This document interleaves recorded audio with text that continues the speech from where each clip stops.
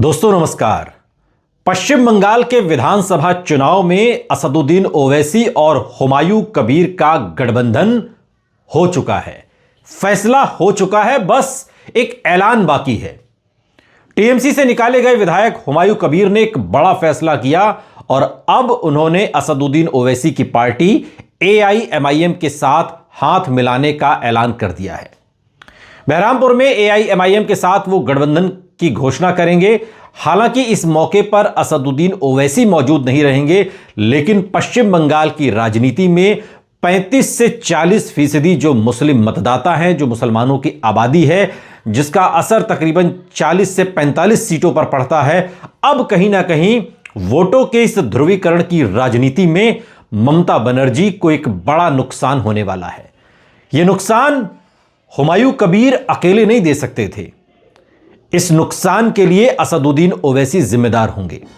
असदुद्दीन ओवैसी जो लगातार उत्तर भारत में अपनी जमीन को मजबूत करने में लगे हुए हैं, बिहार में 5 सीटें जीती, महाराष्ट्र के निकाय चुनाव में 125 सीटें जीती और उत्तर प्रदेश पर नजर के साथ साथ अब पश्चिम बंगाल की बारी है। असदुद्दीन ओवैसी पश्चिम बंगाल में अकेले अपने दम पर पहले चुनाव लड़ने की तैयारी कर रहे थे। मालदा, मुर्शिदाबाद जो मुस्लिम बाहुल्य इलाके हैं, यहां पर असदुद्दीन ओवैसी की पार्टी ने कई दफ्तर भी खोले हैं, अपने चुनावी कार्यालय। अभी ओवैसी पश्चिम बंगाल के रण में नहीं उतरे, लेकिन उससे पहले ही वो मजबूती से उतर रहे हैं। इस बात के संकेत उन्होंने हुमायूं कबीर से गठबंधन करके दे दिए हैं। अल्पसंख्यक वोटों के लिहाज से यह गठबंधन बहुत महत्वपूर्ण है पश्चिम बंगाल के हिसाब से। पश्चिम बंगाल में अभी तक मुसलमानों के वोट बैंक पर एक छत्र राज बीते कई चुनाव में ममता बनर्जी का रहा। ममता बनर्जी का असर पश्चिम बंगाल के मुसलमानों में ऐसा है कि बीजेपी ममता बनर्जी पर मुसलमानों की रहनुमाई करने का आरोप तक लगाती है कि ममता बनर्जी सिर्फ मुसलमानों की सुनती हैं और किसी की नहीं सुनती। ये तमाम आरोप बीजेपी लगाती है और बीजेपी की जो राजनीति है कि सियासी अखाड़े में चुनाव को हिंदू वर्सेस मुसलमान कर देना और इसमें ममता बनर्जी को मुसलमानों के पाले में खड़ा कर देना, यह बीजेपी की साजिश है। लेकिन अब जिस पाले में ममता बनर्जी खड़ी हैं, उस पाले में वो अकेली नहीं है। ममता बनर्जी को असदुद्दीन ओवैसी और हुमायूं कबीर से पूरी चुनौती मिलने वाली है। इसके साथ ही एक और बड़ा सियासी घटनाक्रम है। महाराष्ट्र चुनाव से पहले हुगली में दल बदल की लहर चल रही है। युवा नेता देवव्रता बिस्वास, जो कभी जिले के सप्तग्राम, मगरा और वंशवेरिया क्षेत्र में प्रभावशाली नेता माने जाते रहे, अब वो राज्य की सत्ताधारी पार्टी में वापस लौट आए हैं। और टीएमसी में लौटने के बाद उन्होंने बीजेपी ने उन्हें ईमानदारी से स्वीकार नहीं किया, इसलिए उन्होंने अपनी पुरानी पार्टी में लौटने का फैसला कर लिया।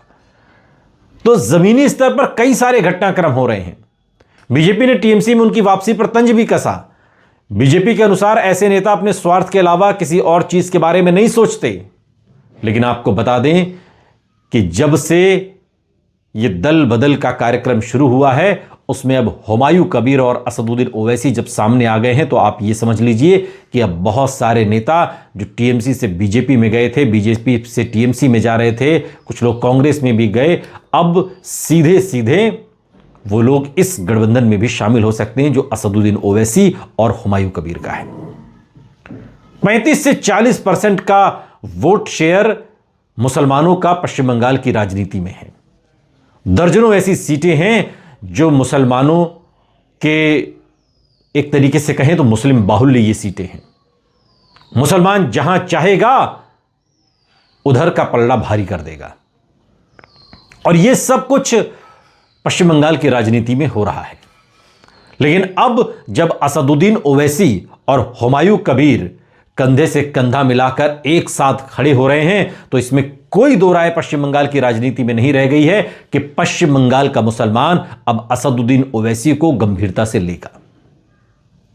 हालांकि यह बात बार बार कही जाती है कि पश्चिम बंगाल की राजनीति में ममता बनर्जी मुसलमानों में एक अच्छी पकड़ रखती हैं, लेकिन वक्फ जो बिल था उस पर उनका वो मजबूत स्टैंड न लेना जो असदुद्दीन ओवैसी लेते हैं, कहीं ना कहीं मुसलमानों में नाराजगी बैठा गया अंदर तक। फिर जब आपको बीजेपी से मुकाबला करना है तो बीजेपी हार्डकोर हिंदुत्व की पॉलिटिक्स करती है, असदुद्दीन ओवैसी हार्डकोर मुस्लिम की पॉलिटिक्स करते हैं। ममता बनर्जी ना हार्डकोर हिंदू हो सकती हैं ना हार्डकोर मुस्लिम हो सकती हैं, और यही जो न्यूट्रल तरीका है ममता बनर्जी का, यही वजह है कि मुसलमान उन पर ओवैसी से ज्यादा भरोसा नहीं कर पाएंगे। पश्चिम बंगाल की राजनीति में विधानसभा चुनाव से पहले भी एक नया गठबंधन देखने को मिला, लेकिन अब खबर है कि जनता उन्नयन पार्टी यानी कि जेयूपी के प्रमुख हुमायूं कबीर ने शुक्रवार की शाम को ही मुर्शिदाबाद में एआईएमआईएम के प्रदेश अध्यक्ष इमरान सोलंकी के साथ बैठक की, और इस बैठक में गठबंधन का पूरा प्लान तैयार हुआ। इसके अलावा हुमायूं कबीर ने ऐलान किया है कि आगामी 11 फरवरी को वो बाबरी मस्जिद के निर्माण काम की भी शुरुआत करेंगे। हुमायूं कबीर टीएमसी से अलग होने के बाद बाबरी मस्जिद के निर्माण को लेकर ही सुर्खियों में आए। हुमायूं कबीर ने विस्तार से जानकारी दी कि 11 फरवरी को निर्माण स्थल पर लगभग 5000 लोग जुटेंगे। कार्यक्रम की शुरुआत सुबह 10 बजे होगी और वहां 1.5 घंटे तक पवित्र कुरान का पाठ किया जाएगा। यह बात हुमायूं कबीर ने कही है। यह बिल्कुल ठीक उसी तर्ज पर है जैसे अयोध्या में राम मंदिर बना और उसका राजनीतिकरण किया गया, करने की कोशिश हुई, किया भी गया। हुमायूं कबीर ने कहा कि इसके बाद दोपहर 12 बजे राज्य के विभिन्न हिस्सों से आए मुस्लिम बुद्धिजीवी, शिक्षाविद और उनके ट्रस्टी के सदस्य मिलकर मस्जिद के निर्माण कार्य की नींव रखेंगे। हुमायूं कबीर ने जोर देकर कहा कि इस आयोजन में राजनीति से दूर रहने वाले प्रबुद्ध मुस्लिम समाज के लोगों को विशेष रूप से आमंत्रित किया गया है। हुमायूं कबीर ने बंगाल की सत्ताधारी पार्टी टीएमसी के खिलाफ भी कड़ा रुख अपनाया और उन्होंने कहा कि वो बंगाल में एआईएमआईएम और एसडीपीआई के साथ गठबंधन करेंगे। और हुमायूं कबीर का दावा है कि मार्च में कोलकाता के ब्रिगेड परेड ग्राउंड में एक विशाल जनसभा आयोजित होगी जिसमें असदुद्दीन ओवैसी भी शामिल होंगे। हुमायूं कबीर ने कहा कि उस रैली के साथ ही बंगाल में ममता सरकार के पतन की घंटी बज जाएगी। इस बार मुसलमान ममता बनर्जी के साथ नहीं जाएगा, यह दावा हुमायूं कबीर का है। दिसंबर से ही हुमायूं कबीर और ओवैसी की पार्टी के बीच बातचीत चल रही थी। शुक्रवार को इमरान सोलंकी के साथ हुई इस मुलाकात ने गठबंधन की संभावनाओं को और ज्यादा पुख्ता कर दिया। एआईएमआईएम ने भी एक बयान जारी कर कहा कि वो बंगाल में मुस्लिम, दलित और वंचित तबकों के हक के लिए पूरी ताकत से चुनाव लड़ेंगे। हाल ही में ओवैसी ने कहा था कि चुनाव लड़ने में तो हमें बहुत मजा आता है, लेकिन अब देखना दिलचस्प होगा कि पश्चिम बंगाल की राजनीति में जो इतनी हिंसक राजनीति है, जो टीएमसी से होते हुए अब एक नए समीकरण की तरफ बढ़ रही है और उससे पहले लेफ्ट का शासन अब होने क्या वाला है, यह देखना बहुत दिलचस्प होगा। दिलचस्प यह होगा कि हुमायूं कबीर और असदुद्दीन ओवैसी का यह गठबंधन, और वो हुमायूं कबीर जो कभी किसी जमाने में बीजेपी का हिस्सा रहे, हुमायूं कबीर और ओवैसी का गठबंधन बीजेपी को फायदा ज्यादा पहुंचाएगा या ममता बनर्जी को नुकसान ज्यादा करेगा, यह देखना दिलचस्प होगा।